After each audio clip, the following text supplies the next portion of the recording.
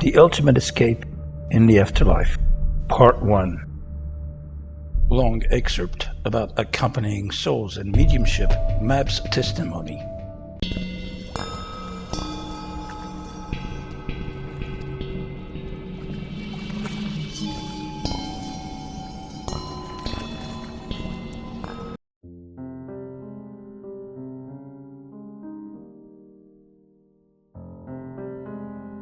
Experience of accompanying a loved one into the afterlife. Mab talks about her father's departure and mediumnity.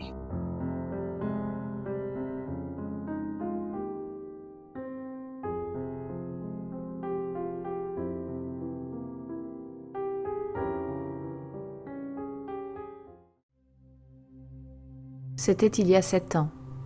Après plusieurs mois de maladie, mon père, qui était hospitalisé à domicile, se trouvait dans une sorte de coma.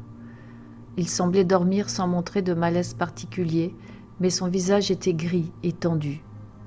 J'étais assise à ses côtés en me demandant comment je pourrais bien l'aider à passer ces derniers jours ou ces dernières heures, je ne savais pas trop. J'ai donc décidé d'utiliser ma médiumnité naturelle pour me mettre à son écoute. Quelques précisions sur les termes lorsque je parle de médiumnité. Je parle de la faculté intuitive naturelle dont chaque être humain est doté pour se relier à des informations inconnues ou non perceptibles par les 5 sens habituels, et je parle de la faculté qu'a l'humain de se faire l'intermédiaire de ces informations en les rapportant dans le monde visible.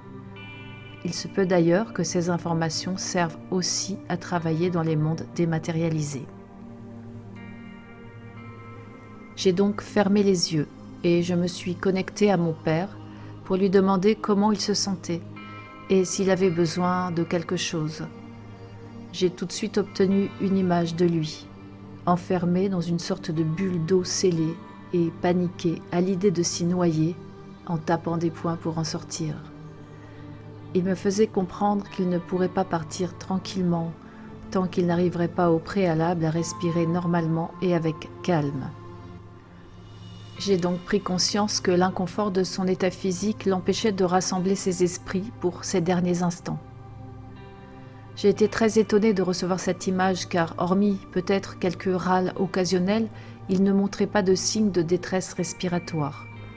Mais j'ai fait part de cette information à mon frère, qui était son médecin traitant, information qu'il a immédiatement prise au sérieux en prescrivant de l'oxygène.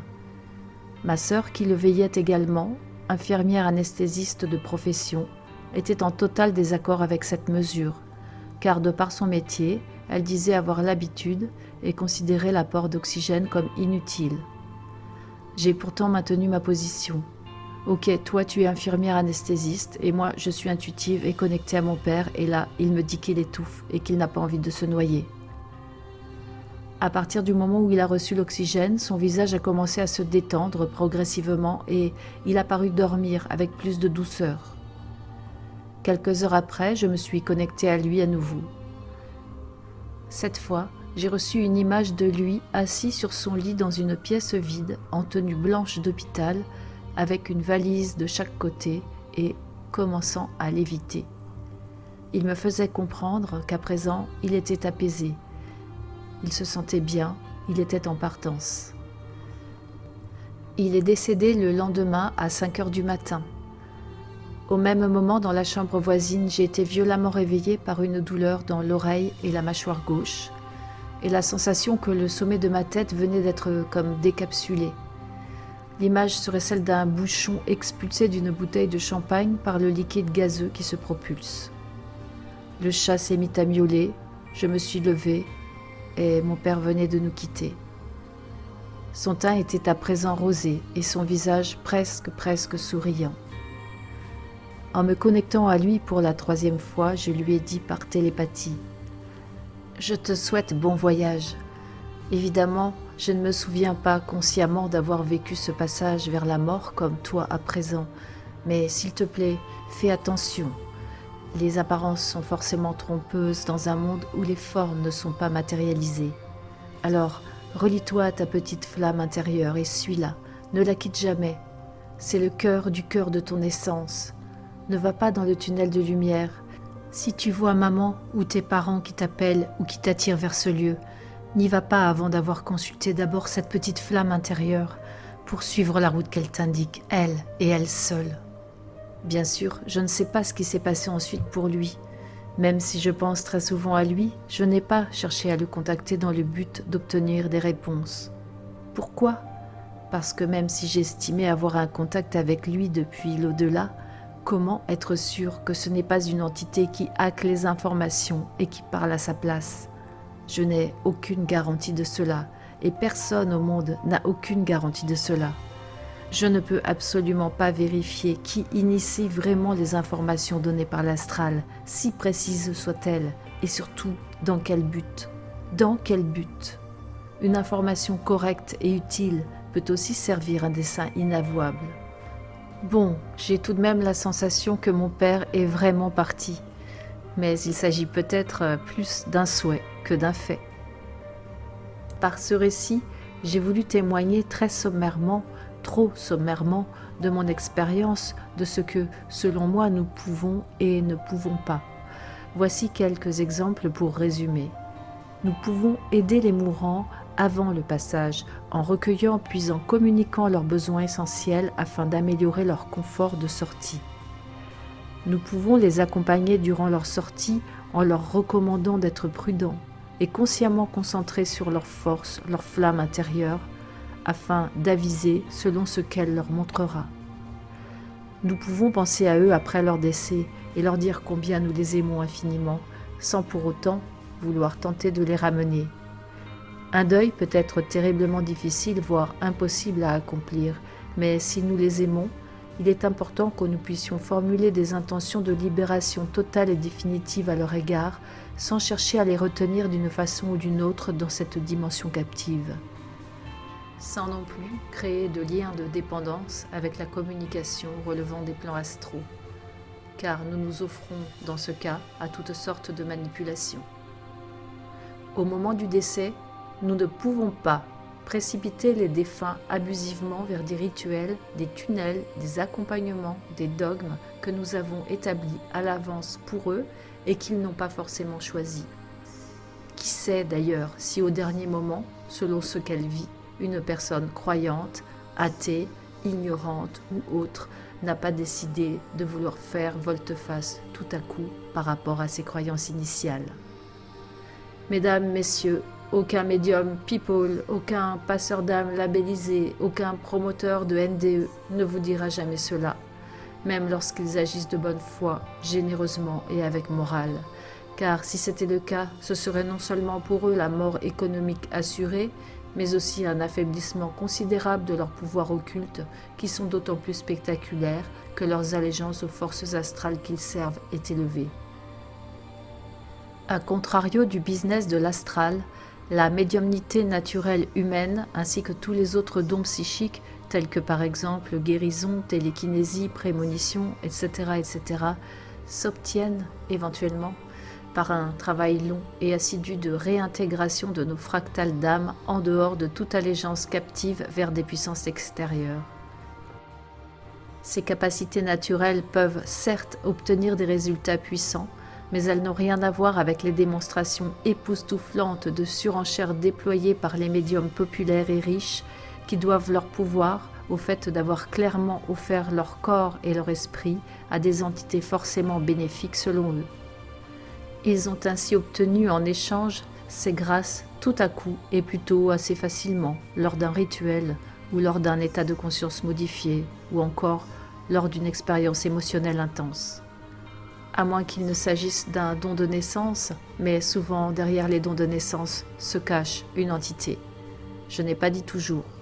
Avec cette panoplie de dons destinés à sauver le monde, ils se sont mis à entendre des voix et à être guidés par des messages, avec des formules récurrentes que vous pourrez retrouver chez bon nombre d'entre eux. Là-haut, on me dit, on me montre que, ta mission, tout est parfait, c'est ce que tu avais à vivre, mes guides, etc.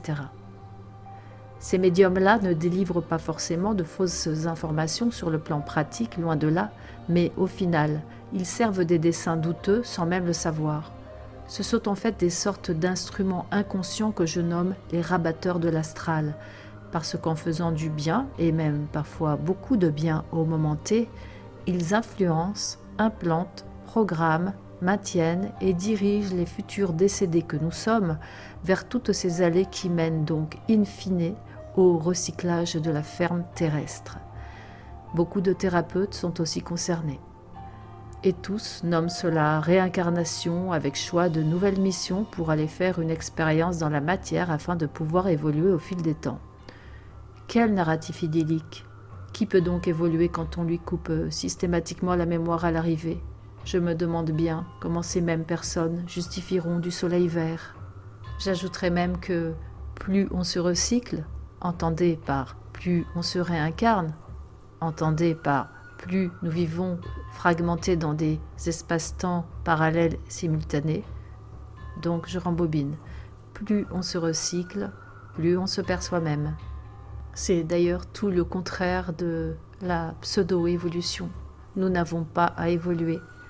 Nous avons à retrouver qui nous sommes et à nous libérer de cette prison captive.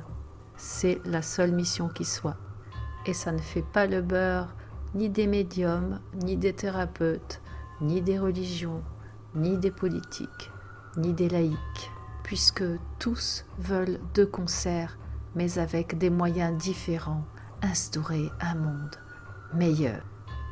Le seul monde idyllique qui soit est celui où l'être est libre d'être qui il est, et celui où l'être est libre de créer, affranchi des contraintes de la prédation, du temps et de l'espace. Il s'agit de refusionner avec son humanité originelle. Lorsque je tiens ces propos auprès de thérapeutes ou de médiums notamment, on me dit « Tu es exigeante ». À cela je réponds « L'oiseau né en cage pense que voler est une maladie ». Pour conclure, je pense qu'on peut procéder différemment de l'action de tous ces rabatteurs de l'astral.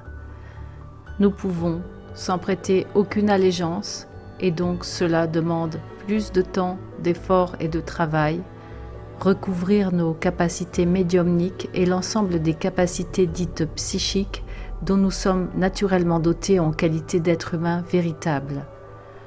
Nous pouvons ainsi non seulement nous réparer nous-mêmes du rapt de notre essence originelle, dont la prédation nous a privés parce qu'elle redoutait précisément notre pouvoir, mais nous pouvons aussi aider les autres lorsque c'est nécessaire.